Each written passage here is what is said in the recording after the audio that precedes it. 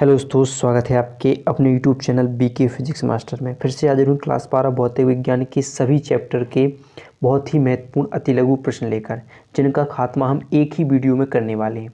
Video थोड़ी लंबी होगी, लेकिन इसमें जो अतिलघु प्रश्न बताने वाला हूँ वो यूपी बोर्ड 2024 के लिए बहुत ही इंपॉर्टेंट होंगे। तो वीडियो को पूरा जरूर देखिएगा, पसंद आए तो लाइक और हमारे चैनल को सब्सक्राइब करना बिल्कुल भी ना भूलिएगा। ठीक है, तो शेयर भी कीजिएगा, भाई को सपोर्ट करना तो बनता है।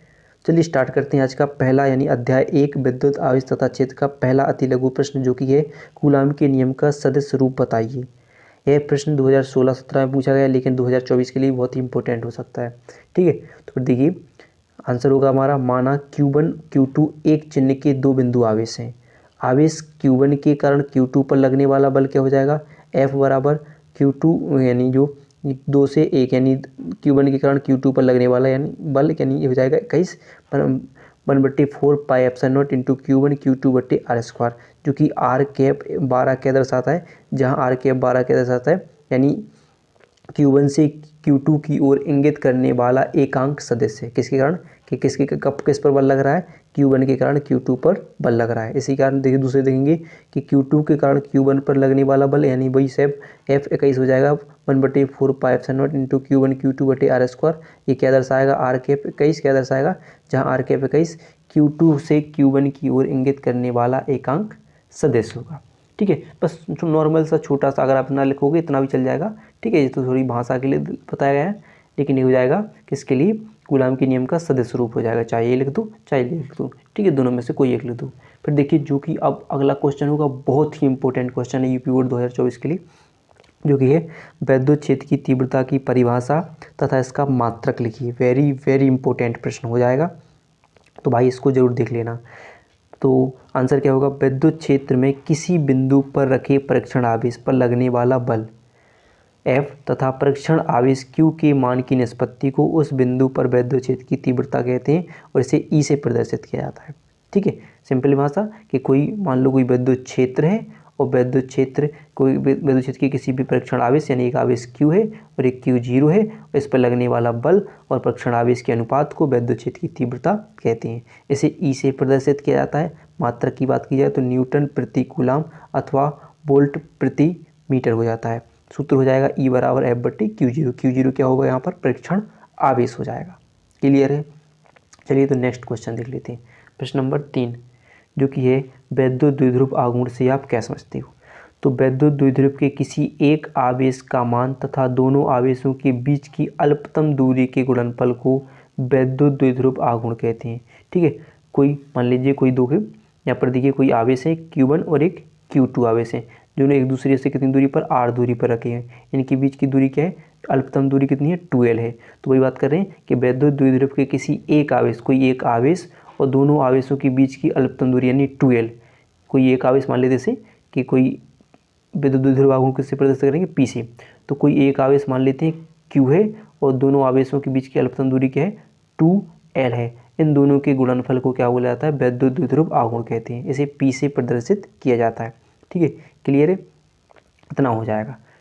ठीक है, फिर देखिए अगला क्वेश्चन देख लीजिए, प्रश्न नंबर 4 है, प्रदर्शित कीजिए कि न्यूटन प्रति कूलाम या वोल्ट प्रति मीटर एक ही भौतिक राशि के मात्रक हैं। उस भौतिक राशि का नाम लिखिए। तो अभी हम पढ़ चुके हैं कि विद्युत क्षेत्र का मात्रक क्या होता है, न्यूटन प्रति कूलाम या न्यूटन मीटर, जिसे हम लिख सकते हैं थोड़ा दोनों तरफ मीटर और मीटर का गुणा कर देंगे तो मीटर कट जाएगा, क्या बचेगा, न्यूटन मीटर किसका होगा, जूल प्रति कूलाम मीटर या वोल्ट प्रति मीटर हो जाएगा। ठीक है, अर्थात न्यूटन प्रति कूलाम या वोल्ट प्रति कूलाम किसका, विद्युत क्षेत्र की तीव्रता का मात्रक होता है। आप सिंपल इतना लिख सकते हो। ठीक है, फिर देखिए विद्युत द्विध्रुव के कारण निरक्षीय स्थिति में किसी बिंदु पर विद्युत क्षेत्र की तीव्रता का व्यंजक।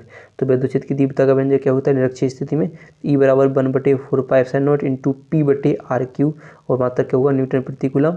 P विद्युत द्विध्रुव आघूर्ण होता है, R विद्युत द्विध्रुव के मध्य बिंदु से प्रेक्षित बिंदु की दूरी हो जाती है। और अगर बात होगी अक्षीय स्थिति के लिए तो यहाँ पर क्या हो जाता है, 2P हो जाता है। बस क्लियर है। ठीक है, चलिए नेक्स्ट क्वेश्चन देख लेते हैं। प्रश्न नंबर 6 है, आवेशों के मध्य लगने वाले विद्युत बल की सहायता से विद्युतशीलता का विमीय समीकरण निकालिए। वेरी इंपॉर्टेंट क्वेश्चन है। तो क्या हो जाएगा, F बराबर 1/4πε0 इंटू Q1 Q2 बटे आर स्क्वायर। ये क्या हो जाएगा, दो आवेशों के बीच लगने वाले बल का व्यंजक हो जाएगा। अगर हम इस क्या करें, ε0 को यहाँ पर बाहर निकाल लें और इन सबको कहाँ पर पहुँचा दें, नीचे पहुँचा दें, तो Q1 Q2 बटे F इंटू आर स्क्वायर।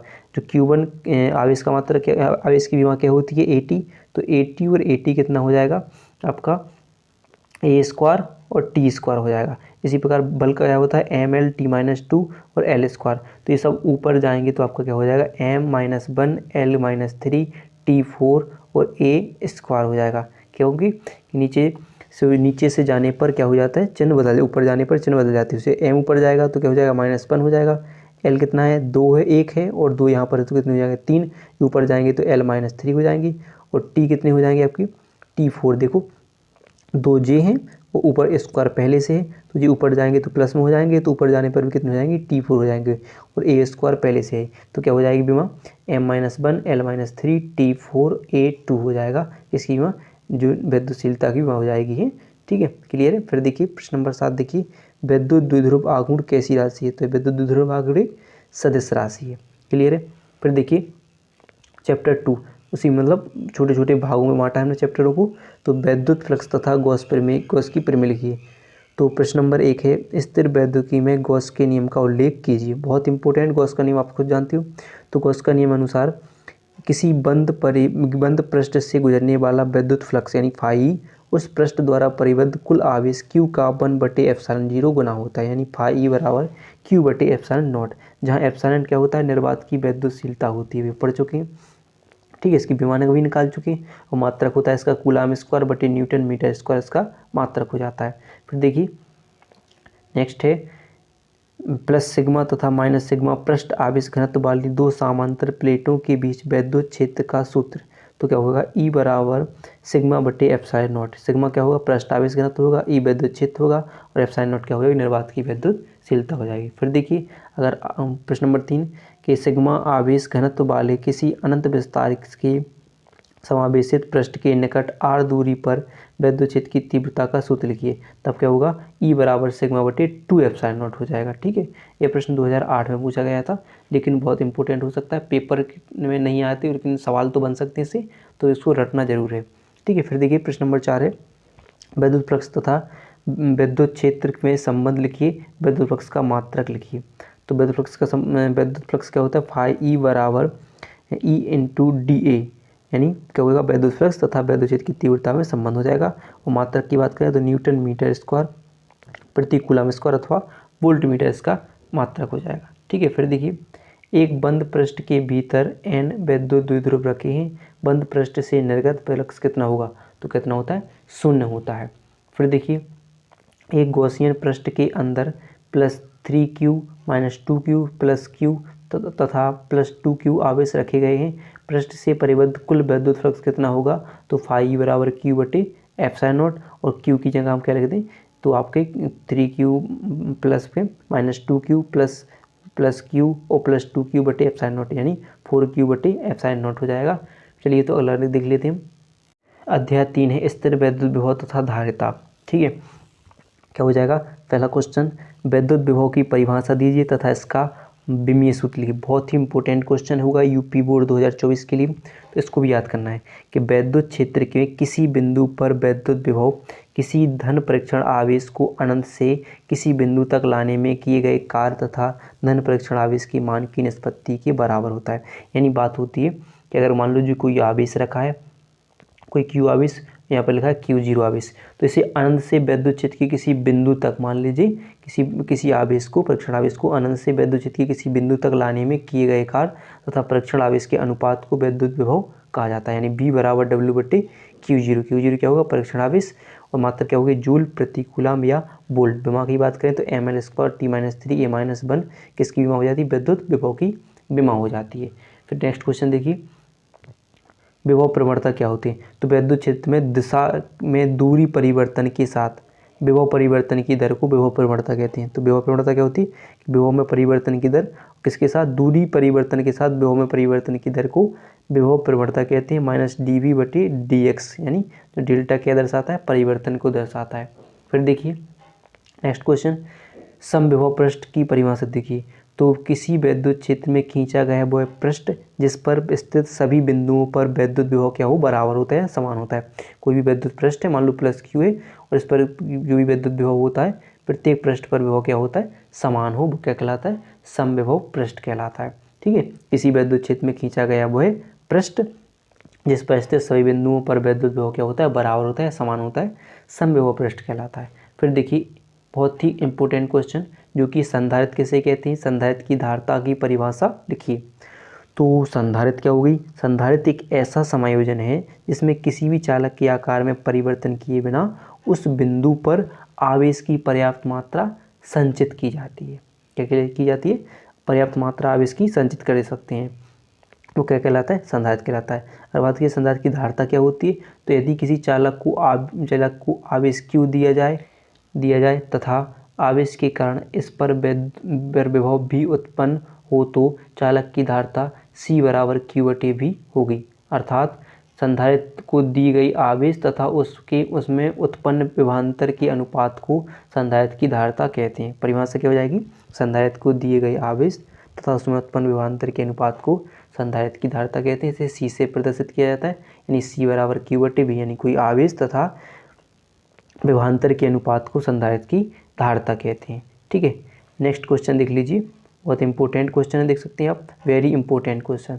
संधारित्र की प्लेटों के बीच वैद्युत पदार्थ भरने पर इसकी धारिता पर क्या प्रभाव पड़ता है, तो क्या प्रभाव पड़ेगा, संधारित्र की प्लेटों के बीच परावैद्युत पदार्थ रखने से इसके अंदर प्लेटों के बीच उपस्थित वैद्युत क्षेत्र के विपरीत दिशा में एक आंतरिक वैद्युत क्षेत्र उत्पन्न हो जाता है, जो इसकी सतह पर प्लेटों के विपरीत आवेश में प्रेरित होने से उत्पन्न होता है। इस कारण प्लेटों के बीच विभवांतर घट जाता है, जिसके परिणाम स्वरूप धारिता बढ़ जाएगी, यानी क्या होती है, धारिता विभवांतर की व्युत्क्रमानुपाती हो जाती है, धारिता क्या हो जाती है, बढ़ जाती है। चलिए नेक्स्ट क्वेश्चन देखते हैं। प्रश्न नंबर 6 है, किसी माध्यम के परावैद्युतांक से क्या तात्पर्य है, तो परावैद्युत माध्यम की वैद्युतशीलता तथा वायु या निर्वात की वैद्युतशीलता के अनुपात को परावैद्युतांक कहते हैं। यह एक विमाहीन राशि होती है, यानी क्या होती है, कोई माध्यम की वैद्युतशीलता तथा निर्वात या वायु की वैद्युतशीलता के अनुपात को परावैद्युतांक कहते हैं। इसे K से प्रदर्शित किया जाता है। एप्सिलॉन क्या कहलाती है, परावैद्युत माध्यम की वैद्युतशीलता, और एप्सिलॉन नॉट क्या कहलाती है, निर्वात की अथवा वायु की वैद्युतशीलता होती है। अगला देखिए, एक C धारिता वाले संधारित्र की संचित ऊर्जा U है। संधारित्र की प्लेटों पर आवेश Q का मान C तथा V के पदों में लिखिए, तो क्या होगा, U के पदों में लिखिए, तो U बराबर 1/2 Q²/C या Q बराबर √2CU हो जाएगा, आपका पदों में हो जाएगा। फिर देखिए नेक्स्ट क्वेश्चन है, आवेशित समांतर प्लेट संधारित्र की प्लेटों के बीच वैद्युत क्षेत्र में ऊर्जा घनत्व का सूत्र लिखिए, तो क्या होगा, U बराबर 1/2 K/E², यानी मात्रा क्या होगा, जूल प्रति मीटर स्क्वायर, जहाँ K क्या होगा, आपका परावैद्युतांक होगा, E वैद्युत क्षेत्र होगा, और एप्सिलॉन नॉट निर्वात की वैद्युतशीलता होगी। फिर देखिए नेक्स्ट देख लेते हैं, प्रश्न नंबर 9, एक द्विध्रुव के कारण उसके अक्षीय तथा निरक्षीय स्थिति पर वैद्युत विभव के लिए सूत्र लिखिए, तो अक्षीय स्थिति क्या होगी, V बराबर 1/4πε0 इंटू P/R², और निरक्षीय स्थिति में वैद्युत विभव क्या होता है, 0 होता है। अगला क्वेश्चन देख लीजिए, एक फैराड विद्युत धारिता से क्या तात्पर्य है, तो किसी चालक को 1 कूलाम आवेश देने पर उसके विभव में 1 वोल्ट की वृद्धि हो तो धारिता क्या कहलाती है, 1 फैराड कहलाती है। क्या कहलाएगी, किसी चालक को 1 कूलाम आवेश देने पर उसके विभव में 1 वोल्ट की वृद्धि हो तो धारिता क्या हो जाती है, 1 फैराड होगी। ठीक है, क्लियर है। फिर देखिए नेक्स्ट देखिए, समांतर प्लेट संधारित्र की धारिता के लिए व्यंजक लिखिए तथा प्रतीकों का अर्थ बताइए। तो समांतर प्लेट संधारित्र की धारिता का सूत्र क्या होता है, C बराबर εA/d, तो जहाँ पर A क्या होगा, प्रत्येक प्लेट का क्षेत्रफल, d प्लेटों के बीच की दूरी, और E आपको पता है, एप्सिलॉन नॉट पता है कि निर्वात की वैद्युतशीलता हो जाएगी। चलिए देखते हैं पार्ट नंबर 4, जो कि विद्युत चालन तथा ओम का नियम। पहला क्वेश्चन वेरी इंपॉर्टेंट, मुक्त इलेक्ट्रॉनों का अनुगमन वेग से आप क्या करते हो। मुक्त इलेक्ट्रॉनों का अनुगमन वेग बहुत इंपॉर्टेंट क्वेश्चन है, इस साल यूपी बोर्ड में जरूर पूछा जाएगा, बिल्कुल गारंटी से पूछा जाएगा। तो ये क्या होता है कि वह वेग जिसके द्वारा चालक में मुक्त इलेक्ट्रॉन आयनों से टकराते हुए बाह्य विद्युत क्षेत्र के प्रभाव में धन श्रेणी की ओर आगे बढ़ते हैं, क्या कहलाता है? वह अपवहन या अनुगमन वेग कहलाता है। क्या कहलाएगा? क्लियर है कि कोई भी वह वेग जिसके द्वारा चालक में मुक्त इलेक्ट्रॉन आयनों से टकराते हुए बाह्य विद्युत क्षेत्र के प्रभाव में धन श्रेणी की ओर आगे बढ़ते हैं, उसे क्या बोलते हैं? अपवहन वेग या अनुगमन वेग कहते हैं। देखिए मान लीजिए कोई एक चालक है, ठीक है, इसमें क्या है? कोई विद्युत क्षेत्र है, उसमें कोई इलेक्ट्रॉन क्या करें? कोई वेग से, कोई VD अनुगमन वेग के जैसे कि विद्युत क्षेत्र की विपरीत दिशा में गति करने लगे, तो वो जिस वेग से गति करते हैं उसे अनुगमन वेग कहते हैं। कोई चालक में विद्युत क्षेत्र उत्पन्न है, उसमें वही इलेक्ट्रॉन है, इलेक्ट्रॉन क्या करें? विद्युत क्षेत्र की विपरीत दिशा में जिस वेग से गति करते हैं उसे अनुगमन वेग कहते हैं, और इसे VD से प्रदर्शित किया जाता है। किससे? VD से प्रदर्शित करते हैं। क्लियर है? फिर देखिए, किसी चालक के सिरों के बीच विभवांतर तथा मुक्त इलेक्ट्रॉनों के अनुगमन वेग के बीच संबंध बताइए। तो क्या होगा? VD बराबर EV टॉ बटे ml, यानी VD क्या होगा? अनुगमन वेग, विभवांतर, L चालक की लंबाई, और T टॉ क्या होगा? श्रांति काल हो जाएगा। चलिए नेक्स्ट क्वेश्चन देखते हैं। प्रश्न नंबर 3 है विद्युत धारा तथा अनुगमन वेग के बीच संबंध बताइए। तो संबंध क्या है? I बराबर NEAVD, किसके बीच? विद्युत धारा तथा अनुगमन वेग के बीच संबंध, जहाँ पर N एकांक आयतन में मुक्त इलेक्ट्रॉनों की संख्या, A अनुप्रस्थ काट का क्षेत्रफल, और VD अनुगमन वेग, और E इलेक्ट्रॉनों पर आवेश होता है। देखिए एक बात जरूर ध्यान रखना, जब भी कोई फॉर्मूला लिखने के लिए पूछा जाए किसी अति लघु प्रश्नों में या किसी में भी, तब आप फॉर्मूला लिखने के बाद उसके जो मान होते हैं, यानी उनका, इसे आई क्या कहते हैं, एन को क्या कहते हैं, ये सब आपको लिखना जरूरी होता है, तभी आपको पूरे नंबर मिलते हैं पेपर में। ठीक है, फिर देखिए प्रश्न नंबर 4 देखिए, धारा घनत्व से आप क्या समझते हैं? इसका मात्रक लिखिए। तो चालक की एकांक क्षेत्रफल से प्रवाहित विद्युत धारा को धारा घनत्व कहते हैं। किसकी? चालक की एकांक क्षेत्रफल से, क्षेत्रफल यानी बटे, यानी जे, जिसे जे से प्रदर्शित किया था, जे बराबर आई बटे ए, यानी एकांक क्षेत्रफल से प्रवाहित धारा क्या कहलाती है? धारा घनत्व कहलाते हैं। मात्रक की बात करें तो एम्पियर प्रति मीटर स्क्वायर, ए आपका क्षेत्रफल, आई धारा हो जाएगी। ठीक है, मात्रक हम पढ़ चुके हैं कि एम्पियर प्रति मीटर स्क्वायर होता है। फिर देखिए अगला क्वेश्चन, बहुत इंपॉर्टेंट क्वेश्चन ये भी है कि आवेश वाहकों की गतिशीलता की परिभाषा बताइए तथा इसका मात्रक लिखिए। तो किसी आवेश वाहक की गतिशीलता वह अपवहन वेग है जो उसके द्वारा एकांक विद्युत क्षेत्र से प्राप्त किया जाता है। क्या कहलाता है? ये किसी आवेश वाहक की गतिशीलता वह अपवहन वेग है जो उसके द्वारा एकांक विद्युत क्षेत्र से प्राप्त किया जाता है। इसे म्यू से प्रदर्शित किया जाता है। फॉर्मूला की बात की जाए तो म्यू बराबर VD बटे, यानी अनुगमन वेग बटे विद्युत क्षेत्र की तीव्रता हो जाएगी, और मात्रा क्या होगा? मीटर स्क्वायर बटे वोल्ट सेकेंड इसका मात्रक हो जाता है। फिर देखिए नेक्स्ट क्वेश्चन देख लेते हैं कि किसी चालक के मुक्त इलेक्ट्रॉनों की श्रांति काल पर ताप के प्रभाव की व्याख्या कीजिए। तो किसी चालक में ताप वृद्धि के कारण मुक्त इलेक्ट्रॉनों का श्रांति काल घट जाता है। क्लियर है कि कोई ताप का प्रभाव क्या पड़ता है श्रांति काल पर, तो मुक्त इलेक्ट्रॉनों का श्रांति काल क्या हो जाता है? घट जाता है। फिर देखिए प्रश्न नंबर 7, विशिष्ट चालकता के लिए सूत्र एवं मात्रक लिखिए।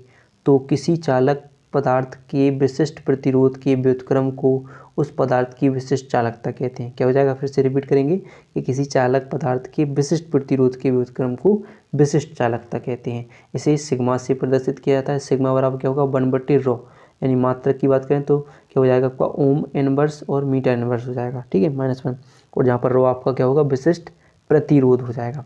फिर नेक्स्ट देख लेते हैं 8वां, विशिष्ट प्रतिरोध का मात्रक में विमा लिखिए। तो मात्रक क्या हो जाएगा? उसका ओम मीटर हो जाएगा, और या ओम सेमी हो जाएगा, या विमा हो गया होगी ML3 T-3 A-2 हो जाएगा। ठीक है, फिर देखिए धारा घनत्व विशिष्ट चालकता तथा विद्युत क्षेत्र के बीच परस्पर संबंध लिखिए तथा इससे विशिष्ट चालकता का मात्रक लिखिए। तो क्या होगा? विशिष्ट चालकता बराबर क्या होता है? धारा घनत्व बटे विद्युत क्षेत्र, यानी J बटे E हो जाएगा। मात्रक की बात की जाए तो इसका एम्पियर बटे वोल्ट मीटर इसका मात्रक हो जाएगा।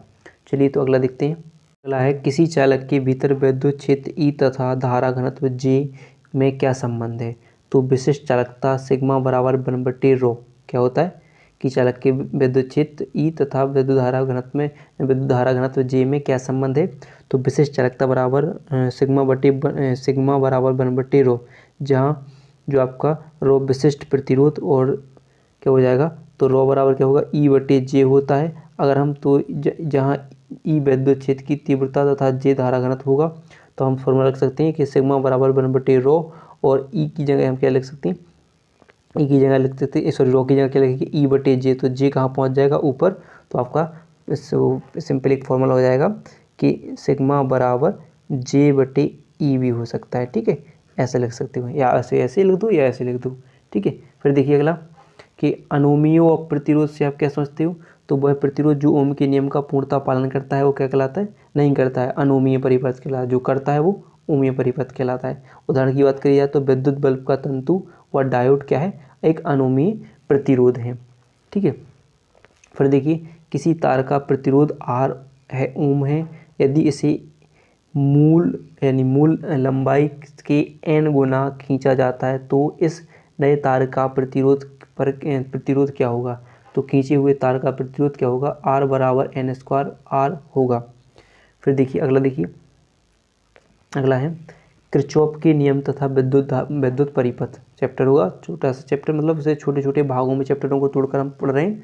ठीक है, अलग अलग करके इकाइयों के रूप में नहीं पढ़ रहे हैं। ठीक है, फिर देखिए विद्युत क्षेत्र के आंतरिक प्रतिरोध से आप क्या समझते हो, तो किसी सेल की दोनों प्लेटों के बीच के सेल के आंतरिक विद्युत धारा के प्रवाह में क्या होगा, किसी सेल के दोनों प्लेटों के बीच के सेल के आंतरिक विद्युत धारा के प्रवाह में धारा आयनों द्वारा उत्पन्न अवरोध को सेल का आंतरिक प्रतिरोध कहते हैं।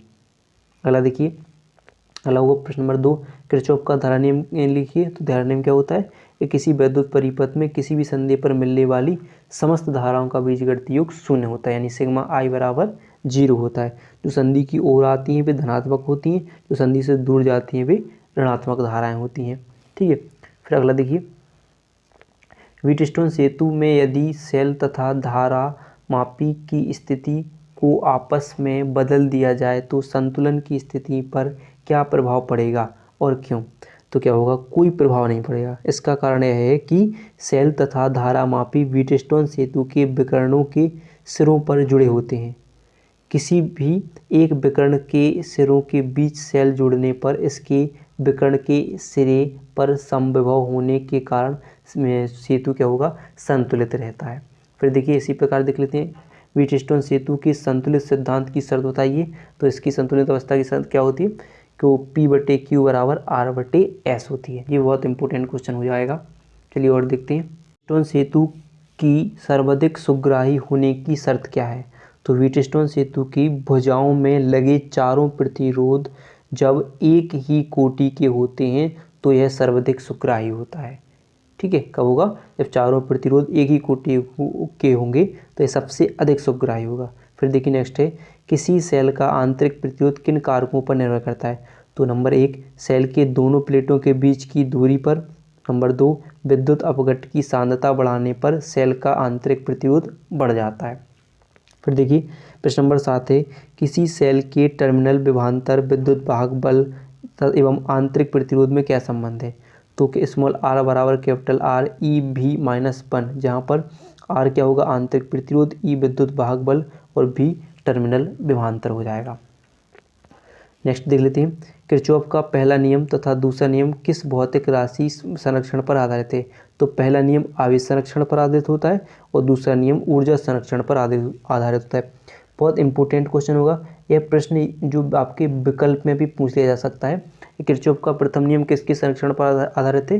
तो प्रथम नियम आवेश संरक्षण पर, और अगर पूछा दूसरा नियम तो ऊर्जा संरक्षण पर आधारित होता है। क्लियर है। फिर देखिए अगला है, किसी सेल के विद्युत वाहक बल का क्या अर्थ है, समझाइए। तो एकांक आवेश को पूरे परिपथ में प्रवाहित करने में सेल द्वारा दी गई ऊर्जा को सेल का विद्युत वाहक बल कहते हैं। यानी एकांक आवेश को पूरे परिपथ में प्रवाहित करने पर जो सेल द्वारा ऊर्जा दी जाती है वो क्या कहलाता है, सेल का विद्युत वाहक बल कहलाता है। नेक्स्ट देखिए, किसी सेल से बहने वाली धारा का जो मान बढ़ाने पर उसके सिरों पर विभवांतर कम क्यों हो जाता है?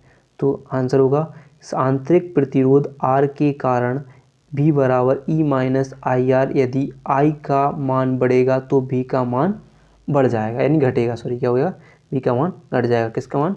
यदि धारा मान बढ़ाएंगे तो V का मान घट जाएगा। किसके लिए? आंतरिक प्रतिरोध R के कारण V बराबर, अगर फॉर्मूला होता है हमारा E माइनस आई आर, यदि I का मान बढ़ता है तो V का मान घटता है।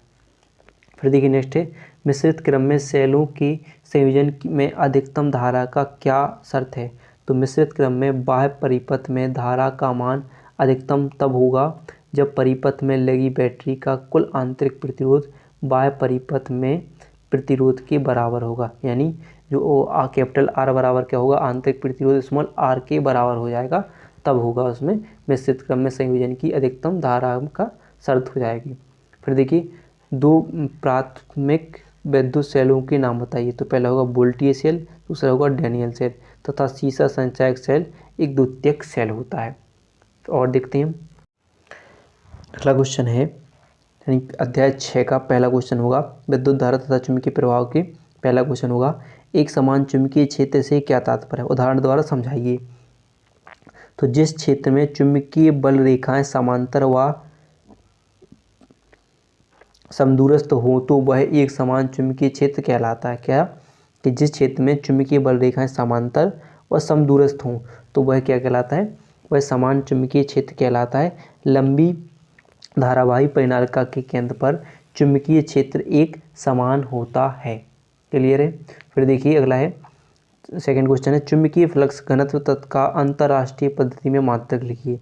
तो क्या होगा, वेबर प्रति मीटर स्क्वायर अथवा न्यूटन प्रति एम्पियर मीटर इसका चुंबकीय फ्लक्स घनत्व का अंतरराष्ट्रीय पद्धति में मात्रक हो जाएगा। नेक्स्ट देखिए, किसी धारावाही चालक के कारण उत्पन्न चुंबकीय क्षेत्र में के संबंध में बायो-सेवर्ट का नियम लिखिए। तो बायो-सेवर्ट का नियम क्या होगा, डेल्टा बी बराबर म्यू जीरो बटे 4 पाई इंटू आई डेल्टा एल साइन थीटा बटे आर स्क्वायर हो जाता है। जहाँ पर म्यू जीरो क्या होगी आपकी, म्यू जीरो बटे 4 पाई उत्क्रमणीय अनुक्रमानुपातिक नियतांक होता है। म्यू जीरो क्या होती है, निर्वात की चुंबकशीलता हो जाती है। और अगला क्वेश्चन देखिए, दिखाइए कि अंडर रूट 1 बटे mu zero into epsilon zero की विमा बेग की विमा के समान होती है। तो आपका आंसर हो जाएगा, म्यू जीरो की विमा क्या होती है, M L T minus two A minus two होती है, जबकि एप्सिलॉन नोट की क्या होती है, M minus one L minus three T four A two होती है। और जहाँ पर हम इसको हल करने के बाद अगर दोनों के मान रखते हैं तो आपका क्या निकल कर आता है, एल टी माइनस वन बेग की विमा निकल आती है। ठीक है, फिर देखिए अगला, देखिए नेक्स्ट क्वेश्चन होगा, एम्पियर का परिपथीय नियम लिखिए। बहुत इंपॉर्टेंट क्वेश्चन होगा एम्पियर का परिपथीय नियम, और इसका निर्धारण भी करने के लिए पूछा जाता है लॉन्ग क्वेश्चन में, तो वो भी तैयार कर लीजिए, उसकी वीडियो बन चुकी है। ठीक है, तो एम्पियर का नियम क्या होता है, एम्पियर के नियम के अनुसार किसी बंद वक्र की परिता चुंबकीय क्षेत्र की तीव्रता का रैखिक समाकलन, यानी डेल्टा बी का रैखिक समाकलन किसकी, लंबाई के अनुदेश समाकलन उस बंद वक्र द्वारा घिरे क्षेत्रफल में से गुजरने वाली कुल धारा का म्यू जीरो गुना होता है, जहाँ पर म्यू जीरो निर्वात की चुंबकशीलता होती है। सिंपल सी बात है कि चुंबकीय क्षेत्र कोई लंबाई के अनुदेश, किसी चालक की लंबाई के अनुदेश चुंबकीय क्षेत्र का रैखिक समाकलन किसके अनुक्रमानुपाती होता है, तो धारा अनुक्रमानुपाती गुना होता है, इसके धारा के म्यू जीरो गुना होता है, यानी समाकलन बी इंटू डेल्टा एल बराबर क्या होगा, म्यू जीरो इंटू आई हो जाएगा। फिर देखिए अगला, देखिए प्रश्न नंबर 6, एक ऋजुरेखीय चालक में धारा से उत्पन्न चुंबकीय बल रेखाओं की प्रकृति क्या होगी, तो वृत्ताकार होगी। क्या होगी, वृत्ताकार होगी। चलिए अगला देखते हैं, वीडियो को लाइक जरूर करिएगा अगर पसंद आ रही हो वीडियो तो। अगला देखिए, लंबी धारावाही परिनालिका के भीतरी अक्ष पर स्थित बिंदु पर चुंबकीय बल क्षेत्र का सूत्र लिखिए। तो क्या हो जाएगा, बी बराबर म्यू जीरो एन आई बटे एल, जहाँ पर या फिर लिख सकते हो कि बी बराबर म्यू जीरो एन आई हो जाएगा। ठीक है, ये मात्रा क्या होगा, न्यूटन प्रति एम्पियर मीटर हो जाएगा, जहाँ एन बटे आई बराबर क्या हो जाता है, आपका एन हो जाता है, यानी एन बटे एल बराबर क्या हो जाता है, एन हो जाता है, यानी एल बटे कैपिटल एन बटे एल बराबर क्या हो जाता है, स्मॉल एन हो जाएगा। परिनालिका के भीतरी की प्रति मीटर लंबाई पे फेरों की संख्या हो जाएगी आपकी एन बटे एल बराबर एन हो जाती है। ठीक है, जो प्रश्न नंबर अगला होगा 8 होगा कि चुंबकीय क्षेत्र बी की परिभाषा लिखिए। बहुत इंपॉर्टेंट क्वेश्चन होगा, इसे भी अच्छे तैयार कर लीजिएगा। किसी चुंबक के परिताप वह क्षेत्र जिसमें किसी चुंबकीय सुई पर एक बल आघूर्ण आरोपित होता है जिसके कारण वह घूमकर एक निश्चित दिशा में ठहरती है, उसे चुंबकीय क्षेत्र कहलाता है। क्या कहलाता है? फिर से पढ़ लीजिए। ये किसी चुंबक के परिताप वह क्षेत्र जिसमें किसी चुंबकीय सुई पर एक बल आघूर्ण आरोपित होता है और जिसके कारण वह घूमकर एक निश्चित दिशा में ठहरती है, चुंबकीय क्षेत्र कहलाता है। एसआई पद्धति में इसका मात्रक टेस्ला या वेबर प्रति मीटर स्क्वायर या न्यूटन प्रति एम्पियर मीटर होता है तथा सीजीएस पद्धति में इसका मात्रक गॉस होता है। क्लियर है? ठीक है। अगला देखिए, दो समांतर धारावाही रुजुरेखीय तारों के बीच लगने वाले बल का व्यंजक। इससे बहुत से न्यूमेरिकल बनते हैं जिसके लिए बहुत इंपॉर्टेंट क्वेश्चन हो जाता है। F/L बराबर 2 × 10⁻⁷ I1I2/R हो जाएगा, मात्रक न्यूटन प्रति मीटर हो जाएगा। क्लियर है? अब देखिए पार्ट नंबर 7, धारा लूप पर बल युग्म का आघूर्ण या चल कुंडली धारा मापी हो जाएगा। पहला क्वेश्चन होगा, धारा मापी को वोल्ट मीटर में बदलने के लिए इसकी संरचना में क्या परिवर्तन करना चाहिए? तो धारा मापी की कुंडली के श्रेणी क्रम में उच्च मान के प्रतिरोध का शंट लगाना चाहिए। क्या करना चाहिए? धारा मापी की कुंडली के श्रेणी क्रम में उच्च मान का प्रतिरोध का शंट लगाना चाहिए, जिससे धारा मापी को वोल्ट मीटर में बदला जा सकता है। नेक्स्ट देखिए, चल कुंडली धारा मापी की धारा सुग्राह्यता का व्यंजक लिखिए। तो धारा मापी की धारा सुग्राह्यता क्या होती है? तो यह कुंडली में प्रवाहित प्रति एकांक धारा के लिए उत्पन्न विक्षेप के बराबर होती है। यानी धारा सुग्राह्यता बराबर IS बराबर phi/I हो जाता है, या लिख सकते हो NAB/C। N क्या होगा? कुंडली में फेरों की संख्या, A अनुप्रस्थ काट का क्षेत्रफल, B चुंबकीय क्षेत्र तथा C मरोड़ दृढ़ता होती है। चलिए और देखते हैं। अगला है चुंबकीय आघूर्ण का सूत्र लिखिए।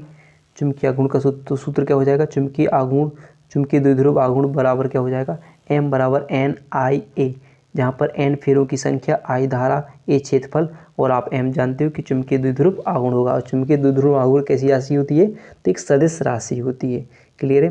अगला क्वेश्चन देखिए, चुंबकीय द्विध्रुव आघूर्ण का मात्रक एवं विमा लिखिए। तो मात्रक क्या होगा? एम्पियर प्रति मीटर स्क्वायर और विमा हो जाएगी L² A हो जाएगी। ठीक है। फिर देखिए प्रश्न नंबर 5 है, चुंबकीय द्विध्रुव के अक्षीय बिंदु पर चुंबकीय क्षेत्र की तीव्रता का व्यंजक लिखिए। तो सूत्र क्या हो जाएगा? B बराबर 10⁻⁷ 2m/r3। किसकी कौन सी स्थिति में? अक्षीय स्थिति में। न्यूटन प्रति एम्पियर मीटर इसका मात्रक हो जाएगा। ठीक है। 2m, m क्या होगा आपका? चुंबक का चुंबकीय आघूर्ण हो जाएगा, चुंबकीय द्विध्रुव आघूर्ण भी कह सकते हैं इसे। फिर देखिए प्रश्न नंबर 6, धारा मापी को आमीटर में किस प्रकार परिवर्तित कर सकते हैं? तो समांतर क्रम में एक लघु प्रतिरोध या जैसे बोलते हैं शंट कहते हैं, लगा देते हैं, तब धारा मापी आमीटर में परिवर्तित हो जाएगी। फिर प्रश्न नंबर 7 देखिए, किसी धारा मापी चालक को चुंबकीय क्षेत्र में रखने पर लगने वाले बल का सूत्र लिखिए। तो F बराबर IBIL sin θ या IBL sin θ लिख सकते हो, DIL sin θ हो जाएगा, जहाँ पर I धारा, L चालक की लंबाई, B चुंबकीय क्षेत्र होगा और इसकी दिशा चुंबकीय क्षेत्र की हमेशा कैसी होती है? लंबवत होती है। अब देख लीजिए भाई साहब, बहुत ही इंपॉर्टेंट क्वेश्चन जो कि आपका होगा, लॉरेंज बल क्या है?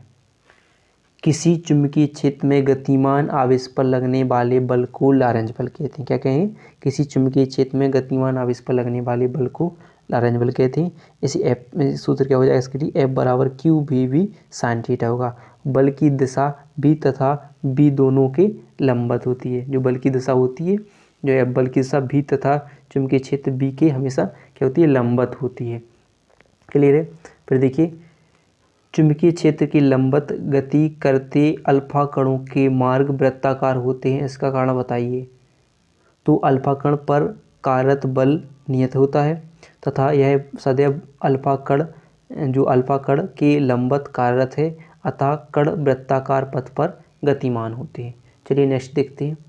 अध्याय 8 चुंबकीय पदार्थ, जो कि होंगे, इसका पहला क्वेश्चन होगा, किन्हीं दो प्रतिचुंबकत्व वाले पदार्थों के नाम लिखिए। तो आपका बिस्मथ और सोना दो क्या प्रतिचुंबकीय पदार्थ होंगे। ठीक है। फिर देखिए प्रश्न नंबर 2 है, अनुचुंबकीय तथा प्रतिचुंबकीय पदार्थ के परमाणु में क्या अंतर है? तो अनुचुंबकीय पदार्थ के परमाणु में स्थायी चुंबकीय आघूर्ण होता है, जबकि प्रति चुंबकीय पदार्थ के परमाणु में का कुल चुंबकीय आघूर्ण शून्य होता है। क्लियर है। फिर देखिए अगला है, किसी प्रतिचुंबकीय पदार्थ के परमाणु का परिणामी चुंबकीय आघूर्ण कितना होता है, तो क्या होता है, शून्य होता है। अगला देखिए, अनुचुंबकीय पदार्थ को गर्म करने पर उसका चुंबकत्व क्यों नष्ट हो जाता है, तो आंसर होगा ऊष्मीय विक्षोभ के कारण परमाणुओं का चुंबकीय संरेखण अव्यवस्थित हो जाने के कारण पदार्थ का चुंबकीय आघूर्ण क्या हो जाता है, चुंबकत्व नष्ट हो जाता है। किस कारण, कि चुंबकीय विक्षोभ के कारण परमाणु का चुंबकीय संरेखण, ठीक है, क्या हो जाता है, अव्यवस्थित हो जाता है, और हो जाने के कारण पदार्थ का चुंबकत्व क्या हो जाता है, नष्ट हो जाता है।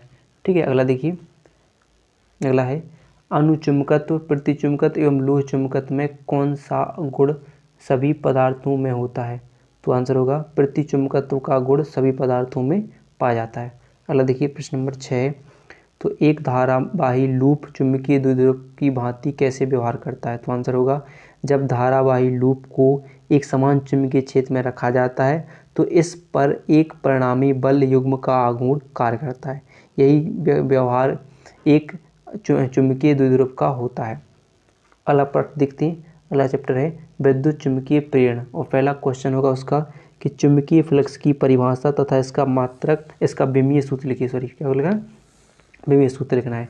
तो किसी चुंबकीय क्षेत्र में रखे पृष्ठ के लंबवत, किसी चुंबकीय क्षेत्र में रखे पृष्ठ के लंबवत गुजरने वाली चुंबकीय बल रेखाओं की संख्या को उस पृष्ठ का चुंबकीय फ्लक्स कहते हैं। चुंबकीय फ्लक्स की विमा क्या होगी, ml² T-2a-1 हो जाएगी। मात्रक की बात करें तो वेबर हो जाएगा। और परिभाषा क्या पढ़ ली हमने, कि किसी चुंबकीय क्षेत्र में रखे कोई भी लंबवत पृष्ठ है, उस पृष्ठ से गुजरने वाली चुंबकीय बल रेखाओं की संख्या क्या कहलाती है, चुंबकीय फ्लक्स कहलाती है। इसे किससे प्रदर्शित किया जाता है, फाई से प्रदर्शित किया जाता है। और मात्रक क्या हो जाएगा, वेबर, विमा ml² T-2a-1 हो जाएगी। फिर देखिए नेक्स्ट क्वेश्चन है विद्युत चुंबकीय प्रेरण में लेंज का नियम क्या है, तो आंसर होगा, बहुत देख सकते हैं कितना इंपॉर्टेंट क्वेश्चन है, वेरी इंपॉर्टेंट क्वेश्चन है। तो किसी परिपथ में प्रेरित विद्युत वाहक बल अथवा प्रेरित धारा की दिशा सदैव ऐसी होती है कि यह उसी कारण का विरोध करती है जिससे वो स्वयं उत्पन्न होती है। इसे लेंज का नियम कहते हैं।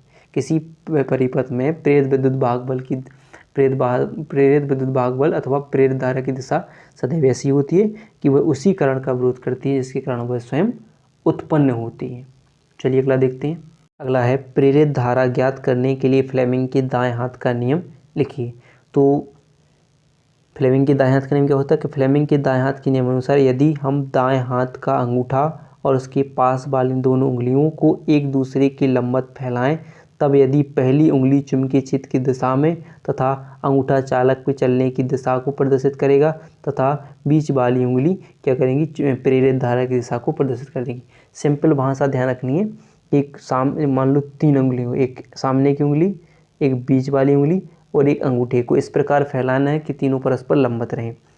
सामने की उंगली किसकी दिशा में हो, चुंबकीय क्षेत्र की दिशा में हो, ठीक है, चुंबकीय क्षेत्र की दिशा में हो, और अंगूठा क्या करे, चालक की गति की दिशा को प्रदर्शित करे, और बीच वाली उंगली किसकी धारा को, प्रेरित धारा को दिशा को प्रदर्शित करती है। यह किसका नियम क्या कहलाता है, फ्लेमिंग के दाएं हाथ का नियम क्या कहलाता है, गति, चुंबकीय क्षेत्र और प्रेरित धारा। ठीक है, तीनों उंगलियों को इस प्रकार फैलाएं, सामने की उंगली सामने की, ठीक है, दाएं हाथ के अंगूठे और उसके पास वाली दोनों उंगलियों को इस प्रकार फैलाएं कि तीनों परस्पर लंबवत रहें। सामने की उंगली चुंबकीय क्षेत्र की दिशा में, बीच की उंगली प्रेरित धारा की दिशा में तथा अंगूठा चालक की गति की दिशा को प्रदर्शित करें। एक कहलाता है फ्लेमिंग के दाएं हाथ का नियम कहलाता है। फिर देखिए स्वप्रेरण गुणांक अथवा स्वप्रेरकत्व की परिभाषा व उसका मात्रक लिखिए।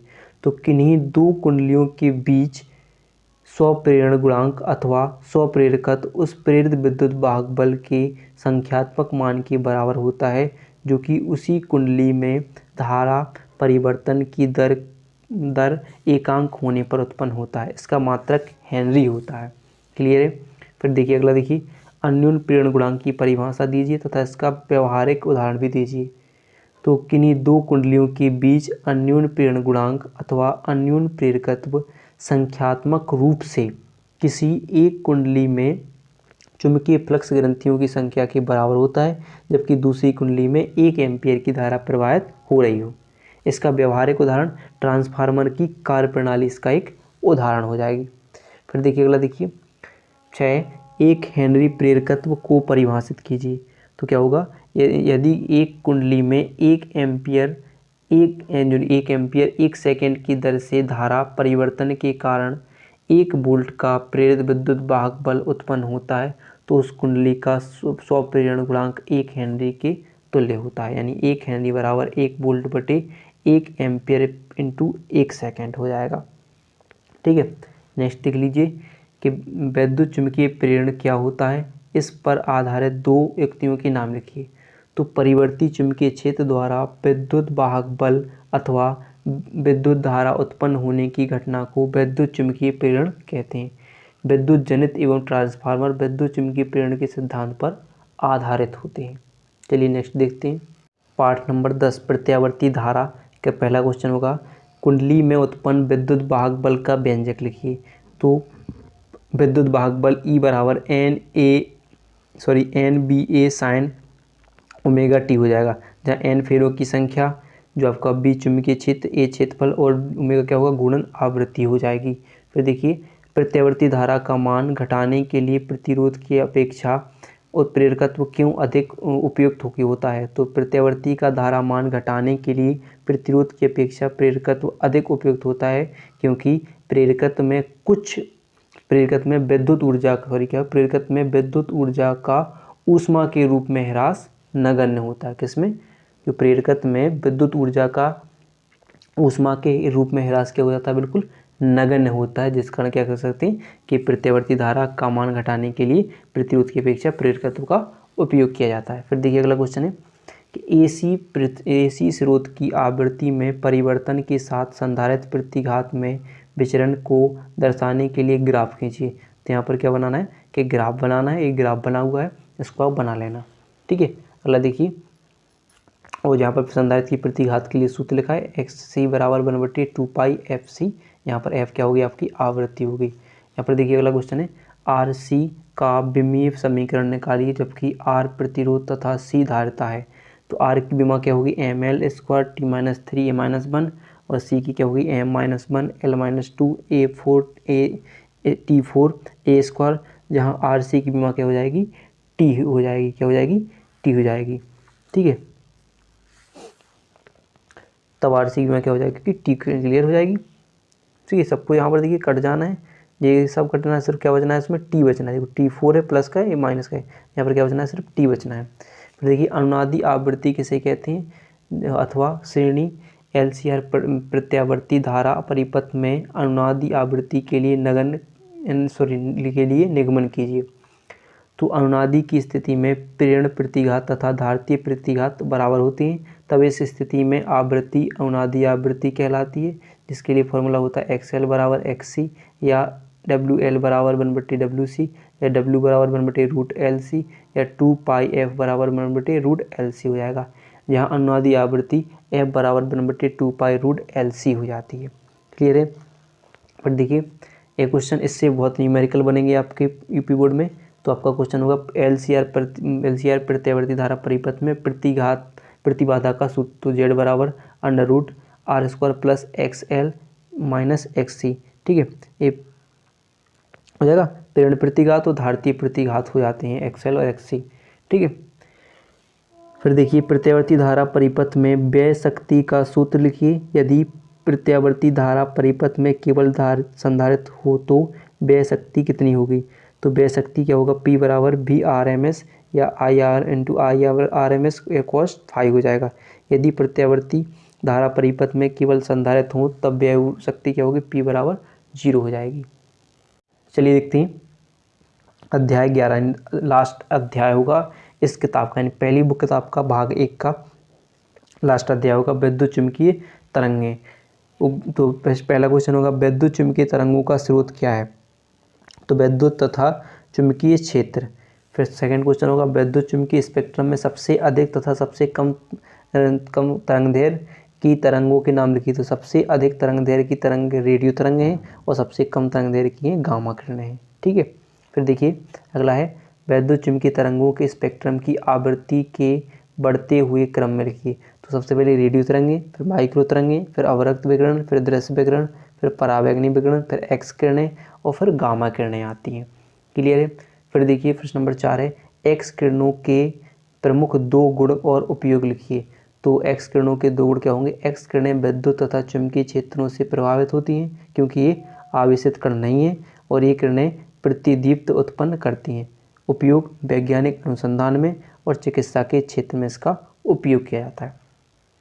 5वां देखिए, परावैंगनी किरणों के किन्हीं 2 उपयोगों को लिखिए। तो पहला होगा नकली दस्तावेजों में, और सेकंड होगा अंगुलियों के निशानों का पता लगाने में। फिर देखिए अगला है प्रश्न नंबर 6, विस्थापन धारा क्या है, इसका सूत्र लिखिए। तो वह धारा जो परिवर्तनशील विद्युत क्षेत्र के कारण अस्तित्व में आती है विस्थापन धारा कहलाती है। ID बराबर epsilon naught into D phi E बटे डी टी हो जाएगा। फिर देखिए अगला देखिए, विद्युत चुंबकीय स्पेक्ट्रम में मुख्य भागों को उनकी तरंगदैर्घ्य परास के साथ लिखिए। तो देखिए तरंगदैर्घ्य लिखना है सबकी। तो विकिरण यानी पहली किरणें दिखती हैं यहाँ पर। गामा किरण का तरंगदैर्घ्य क्या होगा? 1 × 10⁻14 से 1 × 10⁻10 मीटर तक इसकी तरंगदैर्घ्य होती है। एक्स किरणों कितनी होती है? 1 × 10⁻11 से 3 × 10⁻8 मीटर। परावैंगनी किरण की 1 × 10⁻8 से 4 × 10⁻7 मीटर तक। फिर दृश्य की विकिरण की बात की जाए तो 4 × 10⁻7 से 7.8 × 10⁻7 मीटर तक। फिर अवरक्त विकिरण की क्या होगी? 7 × 10⁻7 से 5 × 10⁻3 मीटर। और सूक्ष्म तरंगों की 1 × 10⁻3 से 3 × 10⁻1 मीटर तक होती है। फिर रेडियो तरंग की तो 1 × 10⁻1 मीटर से 1 × 10⁻4 मीटर तक इसकी तरंगदैर्घ्य होती है।